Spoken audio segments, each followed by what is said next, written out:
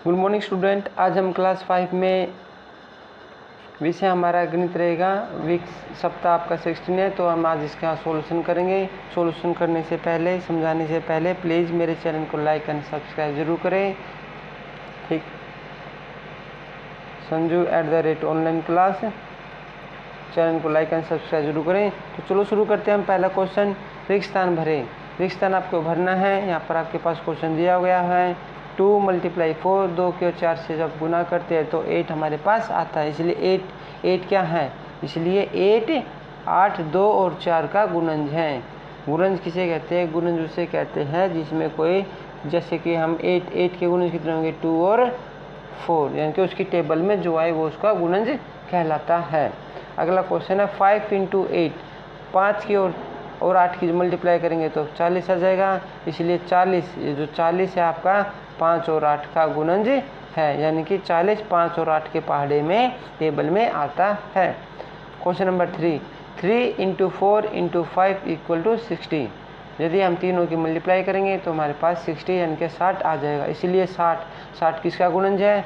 60 3 का, 4 का और 5 का गुणज है, क्योंकि 60 3 4 और 5 की टेबल में आता है, यानी कि पूरा भाग हो जाता है। क्वेश्चन नंबर 4 है 6 × 7 = 42। इसलिए 42 यानी कि 42 6 और 7 का गुणज है। चलो अगला क्वेश्चन करते हैं। सेकंड क्वेश्चन में आपसे पूछा गया है निम्नलिखित कथनों को ध्यानपूर्वक पढ़ें और उन कथनों पर सही का निशान लगाए जो सही है, और अन्यथा जो गलत है उस पर क्रॉस का निशान लगाइए।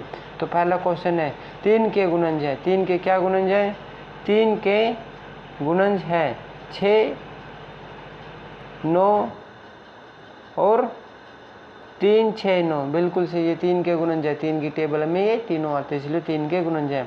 4 का गुणन 37, 4 का गुणन 37 नहीं है, ये इसकी टेबल में नहीं आता, तो ये आपका गलत है। अगला क्वेश्चन है 3 9 का गुणन 81 है। यस, 9 की टेबल में 9 की पहाड़े में 81 आता है, 81 आता, तो इसका गुणज है। अगला क्वेश्चन है 15 का गुणज। 15 का गुणज आपको बताना है। 15 का गुणज 69 है, नहीं है, क्योंकि 15 की टेबल में 69 नहीं आता, ये इसका गुणज नहीं है। 5 का गुणज 105 है, बिल्कुल है, क्योंकि 5 को जब आप ऐसे करके भाग करेंगे 5 से तो ये इसका गुणज हो जाएगा। 5 2 = 10, आपका बचा क्रॉस, यहाँ बचा 5 और 5 1 = 5। ये देखो, ये पूरा भाग हो जाता है, 21 आता है, तो ये इसका गुणज है। अगला क्वेश्चन करेंगे क्वेश्चन नंबर 3 में 7 के गुणज पर गोला लगाना है। 7 के गुणज कौन कौन से हैं, 7 की पहाड़े में कौन कौन आते हैं, उस पर गोला लगाना है। तो 7 आता है, 14 आता है, 21 आता है और 35 भी आता है। अगला क्वेश्चन नंबर 4 में दिया गया है 9 के गुणजों पर गोला लगाना है। 9 के पहाड़े पर क्या क्या आता है, 9 की टेबल में, उस पर गोला लगाना है। तो क्या आता है, 27 आता है, 36 आता है, 63 आता है और 90 भी 9 की टेबल में आता है, ये इसके गुणज हो जाएंगे। अगला क्वेश्चन आपका 5, इसमें पूछा गया है 3 के गुणजों को लाल क्षेत्र में लिखें और 5 के गुणजों को हरे में लिखें, और जो दोनों में आ जाए उसको पीले में लिखना है। देखो 3 का पहाड़ा लिखेंगे, ठीक है, लिखते चले जाएंगे। 3 का पहाड़ा हमने लिख लिया 30 तक। इसी प्रकार हम 5 का पहाड़ा लिखेंगे। जब 5 का पहाड़ा हमने लिख लिया तो उसके गुणज कौन कौन आए, ये देखो, इसमें ये 30 आ रहा है, तो यहाँ पर 30 लिखेंगे। इसमें 15 है, तो हम 15 भी 3 के पहाड़े में, यहाँ पर 3 पंजे 15, यहाँ पर 15 आता है, तो इसमें भी यहाँ पर 5 के पहाड़े में यहाँ पर 15 आता है, तो जो दोनों में आएगा वो हमने इसके बीच में लिख देना है। अगला क्वेश्चन नंबर 6 को हम करते हैं। क्वेश्चन नंबर 6 में पूछा गया है 4 के गुणज आपको लिखने हैं, तो 4 का पहाड़ा आपको लिखना है, तो लिख देंगे 4 4 8 12 16 20 24। इसी प्रकार 5 के 5 2 = 10, 5 3 = 15, 5 4 = 20, 5 5 = 25, 5 6 = 30। इसी प्रकार अगला करेंगे। 6 के गुणज आपको लिखने हैं।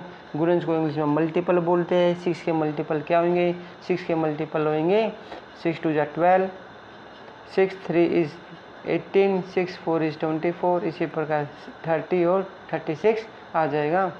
अगला क्वेश्चन है निम्नलिखित संख्याओं के साझा गुणज लिखियो।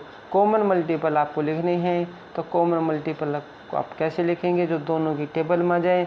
4 और 5 की टेबल में क्या आता है, 4 और 5 की टेबल में 20 आता है। इसी प्रकार 5 और 6 की टेबल में क्या आता है, जो दोनों में आता है, तो 30 दोनों की टेबल में आ जाता है, तो हम कॉमन मल्टीपल हो जाएगा इसका 30।